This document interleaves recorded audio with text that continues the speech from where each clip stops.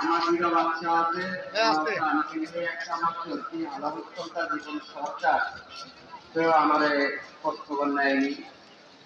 আমার এই আজকাল এই আওয়াজ সব জামাত জামাত ছাড়া আমার এই সাহায্য কেউ করেন নাই। আমার এই একটা বক্তব্য জামাতে সাহায্য করে আমার একটু শান্তি হচ্ছে, কিন্তু কেউ করে যায় নাই।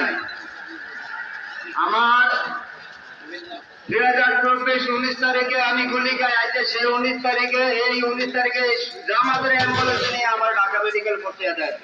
এমনকি ঢাকা মেডিকেল আমার চিকিৎসা হয় নাই।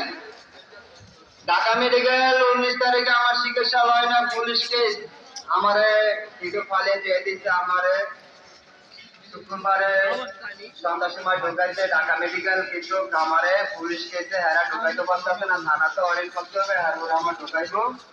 ঢোকানোর পরে আমার চিকিৎসা হবে, আমার চিকিৎসা হবে, একটু লেট হবে। ডাক্তারবাবু পরামর্শ করতেছে আমার চিকিৎসা লইব কি লইব না।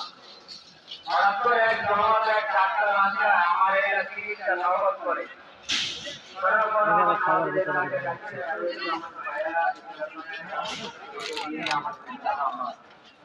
কিন্তু